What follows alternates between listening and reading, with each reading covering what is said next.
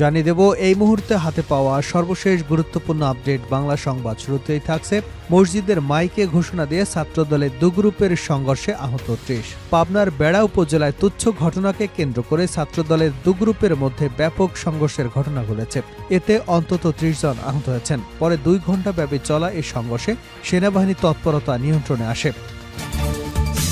এবারে জানাবো, ক্ষমতায় থাকার চেষ্টা করলে শেখ হাসিনার পরিণতি হবে। বিএনপির স্থায়ী কমিটির সদস্য আমির খসরু মোহাম্মদ চৌধুরী অন্তর্বর্তী সরকারকে হুঁশিয়ারি দিয়ে বলেন, দ্রুত নির্বাচন না দিয়ে ক্ষমতায় টিকে থাকার চেষ্টা করলে ভয়াবহ পরিণতি হবে। ভোটাররা ভোটের মাধ্যমে যাকে ইচ্ছে তাকে নির্বাচিত করবেন। এটা নিয়ে কেউ খেলাধুলো করলে শেখ হাসিনার পথে যেতে হবে। এখানে অন্য কিছু করার সুযোগ নেই। জানাবো, নতুন রাজনৈতিক দল নিয়ে বিচলিত হওয়ার কিছু নেই তারেক রহমান। বিএনপির ভারপ্রাপ্ত চেয়ারম্যান তারেক রহমান বলেছেন, দেশের প্রয়োজনে আরও নতুন রাজনৈতিক দলের উত্থান ঘটবে। এটা গণতান্ত্রিক নীতি, এটা নিয়ে বিচলিত হওয়ার কিছু নেই। বিএনপি সব গণতান্ত্রিক উদ্যোগকে স্বাগত জানায়। এদিকে সুষ্ঠু নির্বাচন করলে অন্তর্বর্তী সরকারের নাম স্বর্ণাক্ষরে লেখা থাকবে।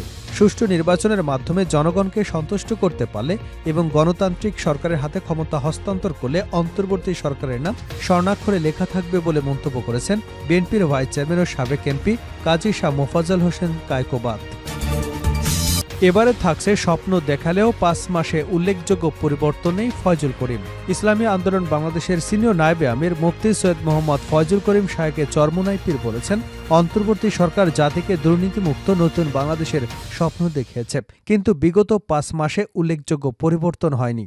তিনি আরও বলেন, দেশের মানুষ রাজনৈতিক হানাহানি, ভঙ্গুর আইনশৃঙ্খলা, দলীয় সিন্ডিকেটের মাধ্যমে দ্রব্যমূল্যের ঊর্ধ্বগতি, ছাত্র সংগঠনের তাণ্ডব, জবরদখল, হত্যা, গুমখুন, চাঁদাবাজি, লুটতরাজের সিন্ডিকেটের অবসান চায়। তারা একটি সুন্দর বাংলাদেশের স্বপ্ন দেখছেন। এবং সর্বশেষ জানাবো আন্তর্জাতিক সংবাদ। নববর্ষে ফিলিস্তিনের সমর্থনে ইস্তাম্বুলে লাখো লাখো মানুষের সমাবেশ। ফিলিস্তিনের প্রতি সংহতি জানাতে ইস্তাম্বুলের গালাতা সেতুতে জড়ো হয়েছেন ৪.৫ লাখেরও বেশি মানুষ। নববর্ষের প্রথম দিনে ৩০৮টি সংগঠনের জোট ন্যাশনাল উইল প্ল্যাটফর্ম এ সমাবেশের আয়োজন করে। আনাদুল নিউজ এজেন্সি জানিয়েছে, ঐতিহাসিক শহর এবং আশপাশের মসজিদগুলো থেকে ভোরের প্রার্থনার পর শীতের কুয়াশা ভেদ করে তুর্কি ও ফিলিস্তিনের পতাকা হাতে মিছিলে নামেন সমাবেশে আগতরা। এতক্ষণ শিরোনাম শুনছিলেন, এবার বিস্তারিত। প্রিয় দর্শক, আপনি যদি এই চ্যানেলে নতুন হয়ে থাকেন, ভিডিওটি দেখতে দেখতে চ্যানেলটি সাবস্ক্রাইব করে আমাদের সঙ্গে থাকুন। আর এই ভিডিও সম্পর্কে আপনি আপনার মূল্যবান মতামতটি কমেন্ট বক্সে জানিয়ে দিন। আর হ্যাঁ প্রিয় দর্শক, জানিয়ে দিন ভিডিওটি কোথা থেকে দেখছেন। মসজিদের মাইকে ঘোষণা দিয়ে ছাত্রদলের দু গ্রুপের সংঘর্ষ, আহত ৩০।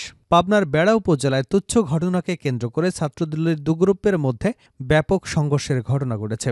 এতে অন্তত ৩০ জন আহত হয়েছেন।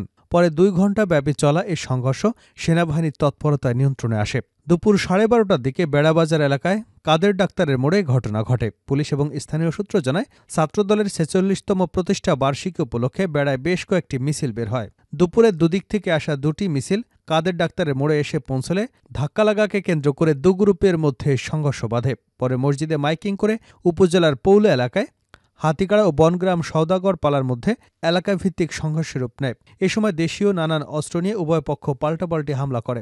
পুলিশ পরিস্থিতি সামাল দিতে গেলে তাদের উপর ইটপাটকেল নিক্ষেপ করা হয়। পরে সেনাবাহিনী এসে পরিস্থিতি নিয়ন্ত্রণ করে। বর্তমানে এলাকায় পুলিশ ও সেনাবাহিনী মোতায়েন রয়েছে। প্রায় ২ ঘণ্টা ধরে চলা সংঘর্ষে বেড়া পৌর যুব দলের আহ্বায়ক জাহাঙ্গীর মোল্লা সহ উভয় পক্ষের ৩০ জন নেতাকর্মী গুরুতর আহত হয়েছেন। গুরুতর আহত দুজনকে বনগ্রাম মহল্লার রাহাত সওদাগর এবং আবু হানিফকে চিকিৎসার জন্য বগুড়া শহীদ জিয়াউর রহমান মেডিকেল হাসপাতালে পাঠানো হয়েছে। পরিস্থিতি নিয়ন্ত্রণে বেড়া উপজেলা নির্বাহী কর্মকর্তা মোহাম্মদ মোর্শেদুল ইসলামের নেতৃত্বে সেনাবাহিনীর ২ প্লাটুন সদস্য এবং বেড়া সাথিয়া আমিনপুর থানার পুলিশ দুপুর ১:৩০টার দিকে ঘটনাস্থলে পরিস্থিতি নিয়ন্ত্রণে আনেন। বেড়া থানার ওসি অলিউর রহমান জানান, বেড়া সাথে এবং আমিনপুর থানার পুলিশ ও সেনাবাহিনীর ২ প্লাটুন সদস্য উপস্থিত হয়ে উভয় পক্ষকে ছত্রভঙ্গ করে দিয়েছে। পরিস্থিতি নিয়ন্ত্রণে রয়েছে। বর্তমানে পরিস্থিতি স্বাভাবিক আছে। তারা এলাকায় শান্তি ফিরিয়ে আনবার জন্য কাজ করে যাচ্ছেন। ক্ষমতায় থাকার চেষ্টা করলে শেখ হাসিনার পরিণতি হবে। বিএনপির স্থায়ী কমিটির সদস্য আমির খসরু মোহাম্মদ চৌধুরী অন্তর্বর্তী সরকারকে হুঁশিয়ারি দিয়ে বলেন, দ্রুত নির্বাচন না দিয়ে ক্ষমতায় টিকে থাকার চেষ্টা করলে ভয়াবহ পরিণতি হবে। ভোটাররা ভোটের মাধ্যমে যাকে ইচ্ছা তাকে নির্বাচিত করবেন। এটা নিয়ে কেউ খেলাধুলো করলে শেখ হাসিনার পথে যেতে হবে। এখানে অন্য কোনো কিছু করার নেই। বুধবার বিকেলে বাংলাদেশ জাতীয়তাবাদী ছাত্র দলের ৪৬তম প্রতিষ্ঠা বার্ষিকী উপলক্ষে চট্টগ্রাম শহরের ১৬ শহরের বিপ্লবী উদ্যান র্যালিপূর্বক এক সমাবেশে এমন এমন হুঁশিয়ারি দেন তিনি। বিএনপি নেতা আমির খসরু বলেন, আন্দোলনের নামে আজ আমরা নতুন নতুন বয়ান শুনছি। আন্দোলন ছিনতাই করে নিয়ে যেতে চাচ্ছে। আন্দোলন কি হাইজ্যাক করবার বিষয়? আন্দোলন কি এমন জিনিস যে হাইজ্যাক করে বেড়াতে নিয়ে যেতে পারবেন? বয়ান দেওয়ার আগে একটু চিন্তা করে দেখবেন।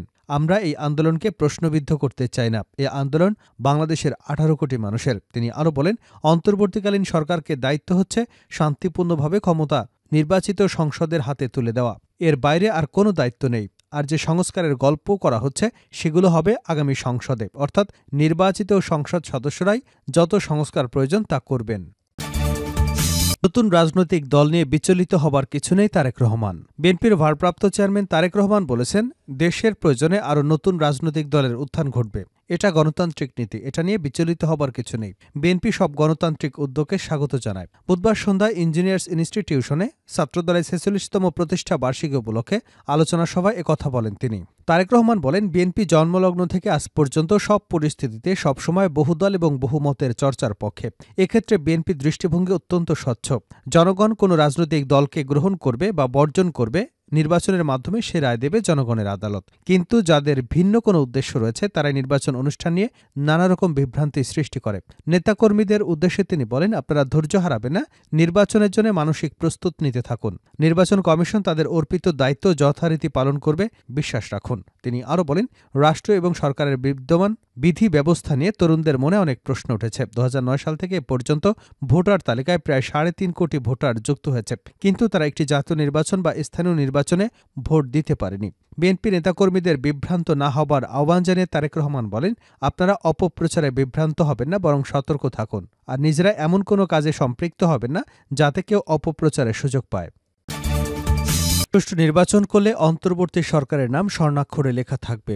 সুষ্ঠু নির্বাচনের মাধ্যমে জনগণকে সন্তুষ্ট করতে পারলে এবং গণতান্ত্রিক সরকারের হাতে ক্ষমতা হস্তান্তর করলে অন্তর্বর্তী সরকারের নাম স্বর্ণাক্ষরে লেখা থাকবে বলে মন্তব্য করেছেন বিএনপির ভাইস চেয়ারম্যানের সাবেক এমপি কাজী শাহ মোফাজ্জল হোসেন কায়কোবাদ। বুধবার সন্ধ্যায় মুরাদনগর উপজেলার ডিয়ার সরকারি উচ্চ বিদ্যালয় মাঠে শুকরানা এবং দোয়া মাহফিল অনুষ্ঠানে কথা বলেন তিনি বলেন, মিথ্যা মামলায় যারা কারাগারে আছে তাদের দ্রুত সময়ের মধ্যে মুক্তি দেওয়াটাই সরকারের একটা ভালো কাজ হবে। ইউএনও এবং ওসিদের উদ্দেশ্যে তিনি বলেন, জালিম সরকার বিদায় নিয়েছে, তবে এখনও কেন অনেক ইউএনও ওসি কথা বলতে ভয় পায়। আপনারা কেন ভয় পান? আপনাদের সমস্যা কোথায় প্রকাশ করুন। আপনাদের অফিসে যারা যাবে হাসি মুখে তাদের গ্রহণ করবেন এবং কথা বলবেন। যদি এমনটা না করেন তাহলে আপনাদের বিরুদ্ধেও আন্দোলন হবে।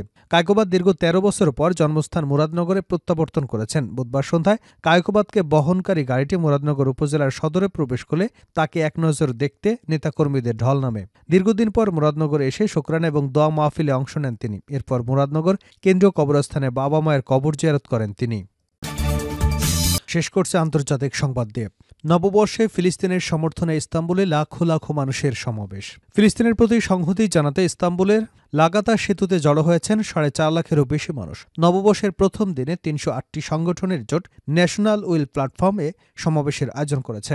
আনাদোলু নিউজ এজেন্সি জানিয়েছে, ঐতিহাসিক শহর এবং আশপাশের মসজিদগুলো থেকে ভোরের প্রার্থনার পর শীতের কুয়াশা ভেদ করে তুর্কি এবং ফিলিস্তিনি পতাকা হাতে মিছিলে নামেন সমাবেশে আগতরা।